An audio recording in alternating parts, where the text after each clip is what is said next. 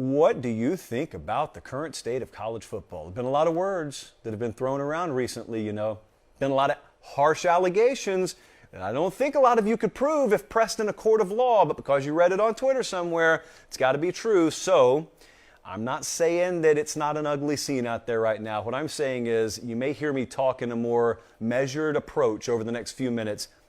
I want to dive into the issues that are facing the sport right now. But I don't just want to scream into a megaphone, someone's got to fix something, and then drop the megaphone and walk away.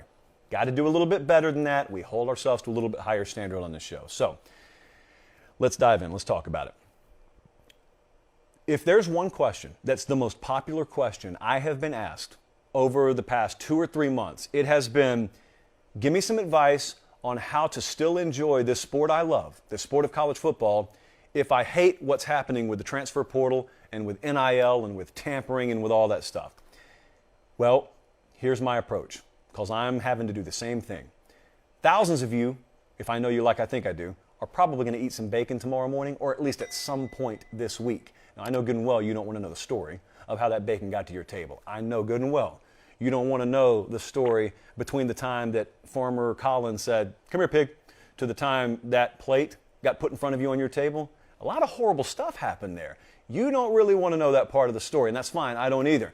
It's still crispy, it's still delicious, and it's still there for us when we need it. College football can be the same way for you. You don't have to approve of or even like what's going on in NIL or the transfer portal right now. But in the immediate future, that sport's still going to be there for you in the fall, and it's still going to look the same as it always has. Now that is my glass half full approach to trying to ease some of your concerns, because some of you have been 5-alarm freaked out. I've been reading DMs by the hundreds about everything from what's going to happen to, am I just going to walk away from the sport, to suck it up and deal with it, it's a new reality. Everything under the sun in terms of opinion on this has been thrown out there. Well, forget about the short term for a second, because the long-term reality is we got some issues that we got to take care of here. And I say we, and I'm kind of talking about people who have much more of a vested interest in this. You could call them stakeholders over shareholders, but those of us who really love the sport, I think if we've learned anything lately, it's that you can't just sit around and wait for someone to take the reins in college football, because far too often, no one has their hands on the old proverbial wheel of the bus, as we talked about the other day. So here's what I want to ask you. A lot of disagreement out there about the NIL and transfer portal. I'm asking you, does anyone actually know what we're disagreeing on? Has anyone stopped to listen at what the disagreement is? Because I swear to you, if I hear one more time someone who is allegedly pro-NIL and pro-players' rights allege that someone else is anti-NIL and anti-players' rights, even though that person has not a single time said, I don't want those kids to make any money, I may tear all 14 of my remaining hairs out. It's ridiculous. It's like a couple disagreeing on the color of the mailbox they want outside the home. And then they just keep screaming louder and louder at each other. And then all of a sudden one of them says, do we even want to build this house? And then the other one yells back, do we even want to be together? It's a color of a mailbox. There's a lot of common ground here. You don't really need to go all the way to the depths of, I don't want to say the bad place on the show. You don't have to do that. You can just disagree on the stuff you actually disagree on. In college football right now, you got two camps of people that are screaming and yelling at each other, and unbeknownst to them, they have massive common ground. Like right now, if I were to put out a poll and I were to ask, no context further, just tell me your take on this. Do you think tampering should be allowed in college football? Do you think if a kid is on scholarship on your roster that other coaches should just be free to call him whenever they want to, even though he's not in the portal yet? 98% of you would say, no, I don't think that should be legal, and I would be among you. It sounds like there's a pretty mass consensus on that. If I were to then ask the same focus group, okay, what about NIL? Do you think that this should be wild, wild west and there's no parameters whatsoever, there are no guidelines, there are no rules, just whatever, whenever, however? I would say the number would probably be 90% plus of you would say, I don't like that either. I don't think that sounds like that's what's best for the sport either. There's a lot of common ground. A lot of us are screaming at each other, and in reality, you look around and you say, 90%, huh? 95+%, huh? So what are we actually disagreeing on?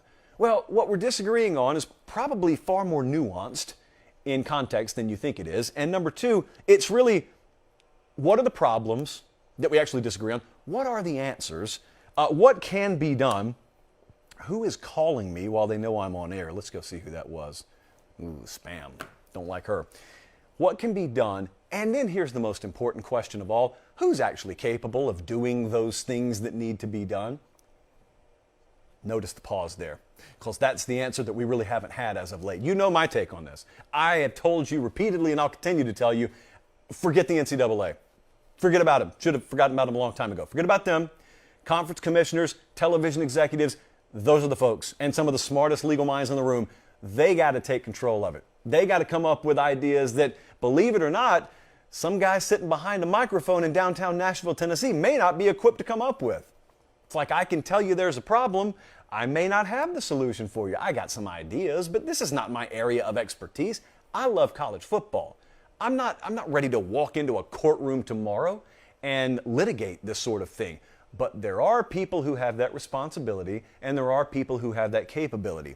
Now that we're talking about it, let's talk about some of these allegations that have been thrown around this week. A lot of you, as I said, have been in my DMs about this. It's not that we're blind to it. It's not that I'm trying to skate around it.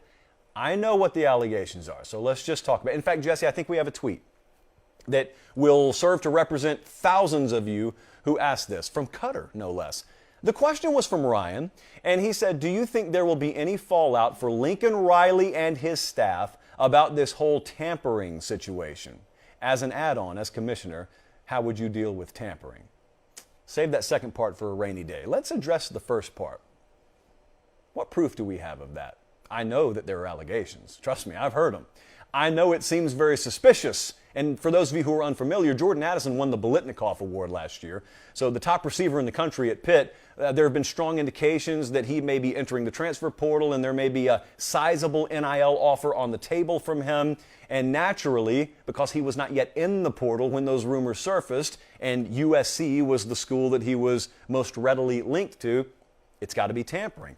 Maybe it is, maybe it isn't. I'm telling you, as of this very moment on this show, I haven't uncovered that evidence. So I'm not going to quite go that far. But I do want to offer a piece of advice. There are going to be a lot of these allegations flying around.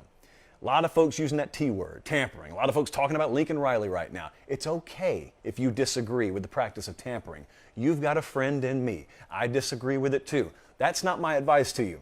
My advice is wholeheartedly be anti-tampering. Just be very careful putting one particular face on that issue. Because while today it may be that you think Lincoln Riley is the face of all that is evil about college football, be careful making these public statements. Especially you more high-profile figures out there, be careful with these public statements and attaching names to these statements. Because while today it may be that guy that you got to march on with a torch and a pitchfork, tomorrow it could be your guy that the allegations are thrown at. And knowing what I do know about what's happening behind the scenes right now, it may very well be your guy. I'm kind of speaking indiscriminately here. There's a lot of it going on. Whole lot of it going on. It's a problem. It's a big problem. Just be careful making one guy the devil, because you got a whole lot of stuff happening out there. Whole lot of it that you would really, really not like to be privy to. But since we do acknowledge, most of us at least, that we do have an issue, how are we going to solve this? It's not going to be easy. There's not one tweet. It doesn't fit in a certain amount of characters. But there are going to have to be a lot of characters who walk in the room and step up and maybe even make themselves unpopular for a time. We'll do our small part here, but all we can really do is talk. I don't have the power, at least yet, I don't have the power to actually enforce change in this sport. But college football has made a lot of people rich over the years, hasn't it? Now, the key pushback in the entire NIL front has been, yeah, it's made a lot of people rich. Only folks that didn't make money off of it were the players. I hear you. I've heard you for quite a while on that front. You've never heard me disagree with that. But as we watch some of these folks take up the righteous cause of NIL and players' rights as they see it, I view it through a little bit different spectrum, you need to be careful. Because, yeah, there's been a lot of money generated by this sport in the past. Don't just assume it always continues. Now, what do I mean by that? Football is a constant in our society. Well, it has been in your lifetime, in my lifetime. Yeah, it certainly has been. But you need to understand something. What gives you value as a star quarterback or as a head coach, I'm talking not just to players, I'm talking to everyone who has benefited, and you're looking at a guy right now who has financially benefited from college football being what it is. You need to be very careful because it wasn't your hard work and talent that made you all that money. It was massive national interest in what it is, if you're a player and coach, you happen to do for a living, or the game you happen to play for a living. Talent and hard work weren't what you got. It wasn't what got you there at all. If it was, the tennis player on campus would make the same amount you do. The golf team would make the same amount you do. I'm going to give you some news now that may be breaking to some. There are a lot of athletes that don't wear a helmet on college campuses, that wake up at really, really early hours too, and put in long days too. And they still got to hit the books at night. And they got cuts and bruises, and they got family issues and mental health issues. They got all of it too. They work really hard, and no one knows about it. Why? It's not that they're any less. It's just that for whatever reason, our society has decided football is the most entertaining product. That's what we'll gather around a television by the millions and in venues by the thousands to watch. Therefore, you have value as a college football player and as a college football coach. But never forget that that's not a constant. That's a variable. I put out a poll about an hour ago on Twitter. I just asked, how do you feel about college football right now? Direction of college football. You happy? Unhappy? It was 3-1, I think, unhappy to happy. Now, you may say that's not scientific. I guarantee you there are far more people unhappy with the direction of the sport right now than are happy. That doesn't mean there can't be change. That doesn't mean that mood can't be altered. But right now, you have got a mass consensus from the folks that are critical to maintaining your value as a sport collectively, much less just individual players and coaches, that are telling you we don't like it.